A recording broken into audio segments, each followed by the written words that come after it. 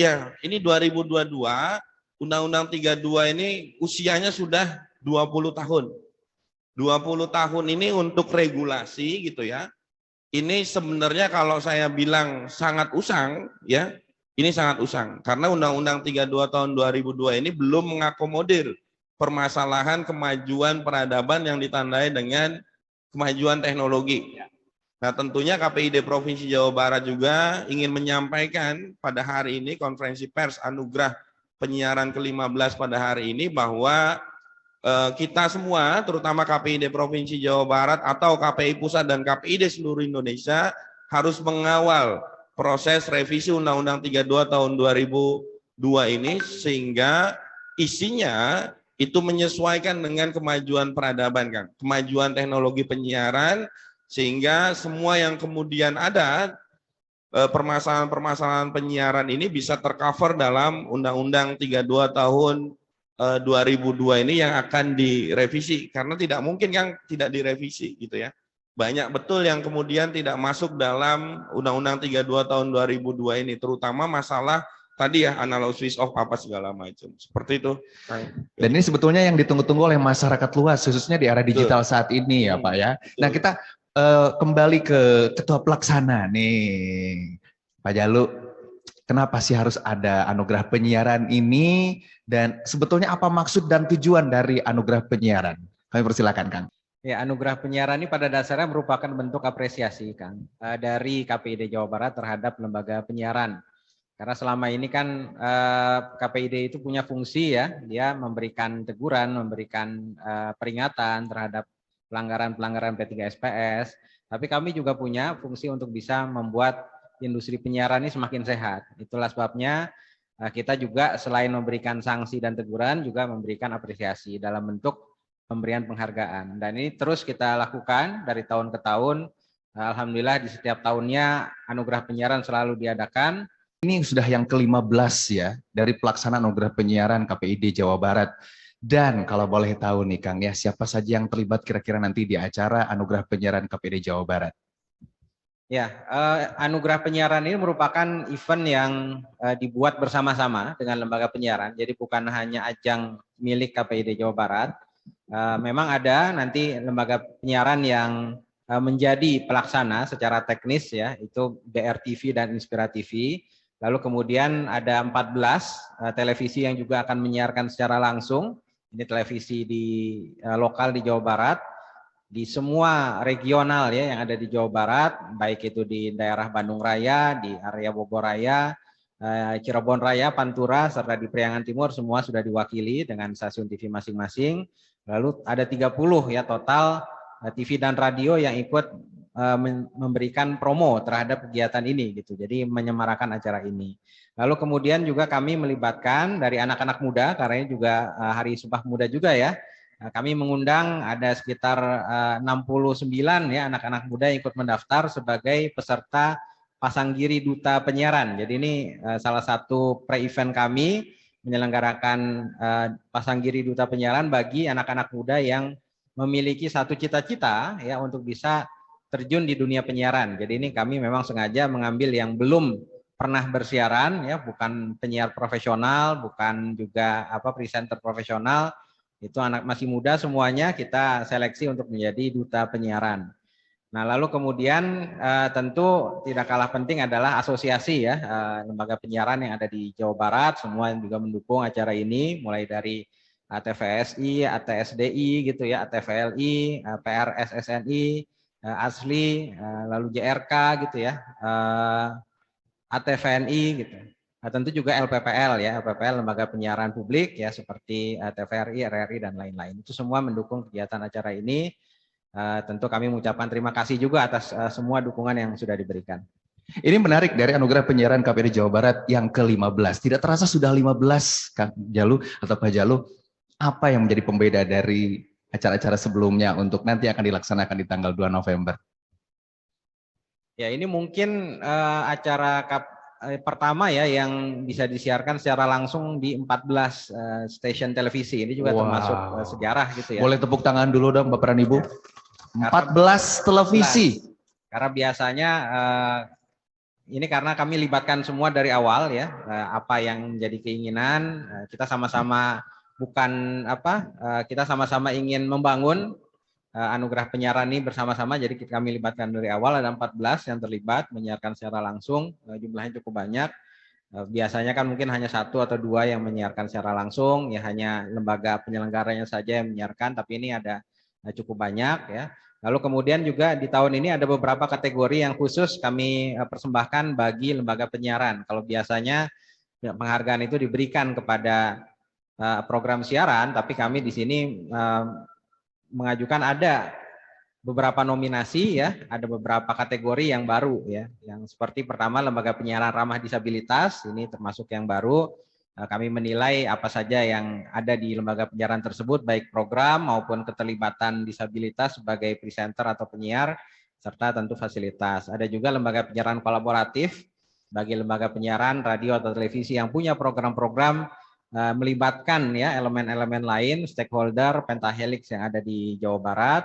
Lalu ada juga lembaga penyiaran teladan. Ya, ini masukan dari lembaga penyiaran karena mereka ingin apa kategori yang tidak perlu kami kirimkan atau buat programnya, tapi KPID yang menilai sendiri. Nah itu kami membuat kategori lembaga penyiaran teladan. Jadi penghargaan bagi lembaga penyiaran yang taat secara peraturan P3SPS, lalu juga mereka punya organisasi yang bagus dan juga terus-menerus bisa eksis gitu di masyarakat. Baik, ternyata banyak sekali kategorinya. Tapi kalau kita berbicara kepada Dewan Juri nih Pak Dadang, ini ada nilai atau poin penting nggak untuk penilaian dari para nominasi atau para nominator dari Anugerah Penyiaran KPID Jawa Barat ke-15? Silakan. Ya, baik, terima kasih. Sebelumnya saya ingin mengapresiasi KPID Jabar ya, yang telah konsisten melaksanakan Anugerah KPI yang ke-15. Ya, ini saya apresiasi. Karena saya yakin tidak ada KPID lain yang sudah sampai 15 kali. Gitu. Ya. Ya itu tapi tadi TV-nya hanya 14 ya. Mungkin harusnya 15 ya karena 15. Jadi dipas ya Pak Dadang ya, sesuai dengan yang ke-15. Baik, kalau kriteria penilaian sih sebetulnya relatif sama dengan yang lalu karena saya beberapa kali terlibat dalam anugerah KPID sebelumnya. Prinsipnya relatif sama karena kan standar yang digunakan adalah diantaranya ya P3SPS, pedoman perilaku penyiaran standar program siaran, kemudian aspek-aspek teknis ya, dan juga aspek-aspek atau value yang penting, misalnya bagaimana kepentingan publik, lokalitas dan sebagainya. Jadi relatif sama. Nah justru disinilah kita melihat dengan standar yang relatif sama itu ada improvement, ada peningkatan yang saya lihat dari tahun lalu dibandingkan dengan sekarang. Peningkatan apa? Peningkatan kualitas yang dikirimkan oleh lembaga penyiaran. Baik, jadi sebetulnya sudah ada poin-poin tertentu yang dinilai. Tapi tentunya nih Pak, kalau kita menilai Dewan Juri itu kadang suka kesulitan, mengingat banyak sekali kalau kita tahu insan media selain televisi, radio juga. Ini apa nih Pak tantangannya, kesulitan-kesulitannya tentu tidak mudah juga untuk memilih para pemenang Pak.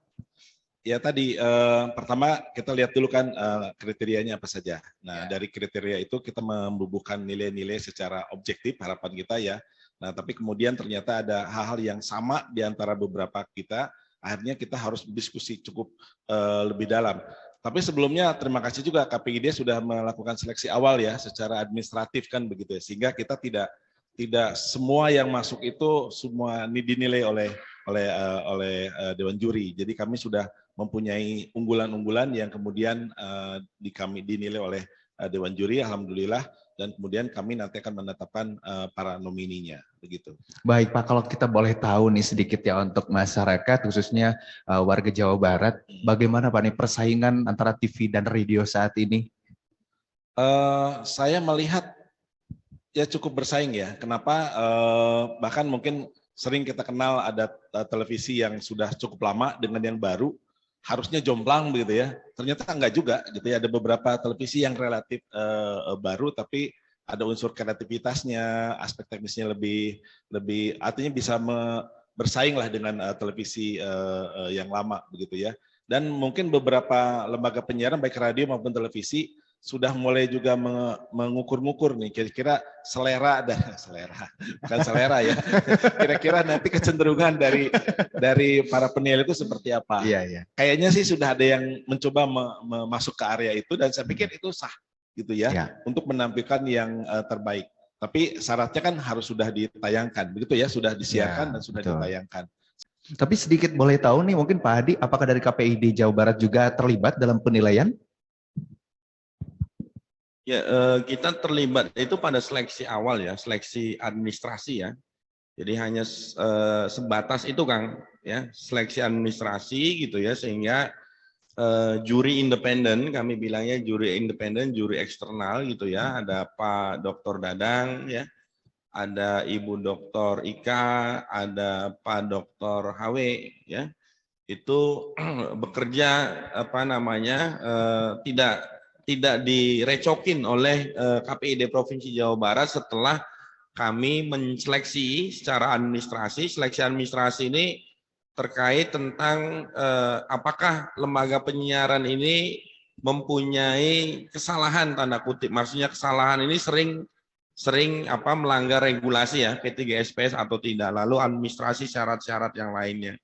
Nah, selebihnya kami serahkan ke 3 juri ini, beliau-beliau ini untuk menilai semua kategori, Kang. Seperti itu, Kang. Baik, dari KPID sendiri, bagaimana nih Pak untuk menjaga transparansi dan akuntabilitas dalam proses kurasi para nominasi? Ya, saya pikir sangat transparan betul gitu ya. Yang pertama, kenapa kemudian kami tidak terlibat dalam penjurian? Kami tidak pengen gitu ya bahwa mekanisme seleksi ya program atau karya-karya lembaga penyiaran ini gitu itu dinilai oleh KPID Provinsi Jawa Barat itu sendiri. Kami ingin para ahli gitu ya yang mempunyai keahlian itu seperti Pak Dr. Dadang gitu ya mewakili akademisi kan gitu ya. Beliau sebagai dekan Fakultas Ilmu Komunikasi Universitas Padjadjaran, lalu ada Bu Dr. Ika gitu ya sebagai perwakilan dari Pemprov Jawa Barat sebagai Kadiskominfo gitu, lalu ada Kang Dr. HW sebagai budayawan. Nah, saya pikir kita bicara transparansi ini sangat transparan betul, Kang. Jadi semua pengumuman ya atau semua kategori diumumkan itu, bahkan ada perpanjangan Kang kemarin itu gitu ya, ada perpanjangan pengiriman karya Kang. Jadi untuk penilaian betul-betul murni ini adalah hasil dari penilaian dewan juri yang kemudian yang kami mintain tolong lah Kang gitu, seperti itu. Iya, kami mintain tolong karena kalau menunjukkan sangat jumawa sekali kami menunjuk Pak Dr. Dadang kan. Jadi kami mintain tolong gitu untuk sama-sama gitu ya dengan dewan juri yang lain untuk menilai kategori-kategori yang sudah ditetapkan. Kurang lebih seperti itu, Kang. Baik, terima kasih Pak Hadi. Pak Hadi, kami akan kembali ke Pak Jalu nih sebagai ketua pelaksana. Pak Jalu, kita tahu nominasi, para nominator kategorinya banyak sekali nih. Kalau boleh dikasih bocoran nih, pengen udah kasih tahu nominasinya ada apa aja kira-kira. Ya, ini ada banyak memang, kita ada 22 kategori yang nanti akan diberikan penghargaan. Sebagian itu dilakukan penilaian ya, tadi tidak mengajukan program siaran tapi langsung kami nilai secara pasif berdasarkan pemantauan yang kami lakukan terhadap lembaga penyiaran. Ada juga yang mereka mengajukan program siaran tapi syaratnya tadi sudah dibacakan oleh Pak Dadang bahwa harus disiarkan terlebih dahulu baru bisa kami nilai. Jadi ada 193 karya yang dikirimkan, jadi ini termasuk yang cukup besar. Sebelumnya tahun lalu itu ada 162 karya, Kang. Nah, ini, jadi ada peningkatan jumlah karya. Ini menunjukkan juga lembaga penyiaran kita semakin produktif ya. Nah, kalau misalkan tahun lalu baru selesai pandemi, sekarang juga meningkat, lebih banyak karya yang dimajukan dari 68 lembaga penyiaran di Jawa Barat.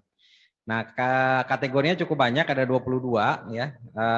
Misalkan seperti program televisi ya.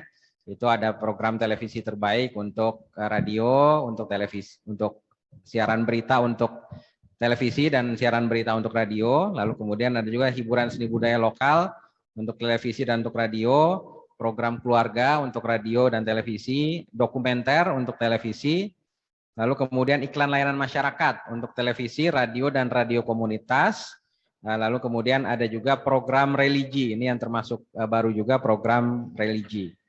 Nah itu nanti ini mau dibacakan satu-satu nominasinya? Boleh, banyak nih ya. Boleh ya, silakan kita bacakan saja untuk kategori ILM, lalu untuk radio komunitas, yang pertama Rakom Panji FM Pangandaran dengan judul program Cinta Lingkungan.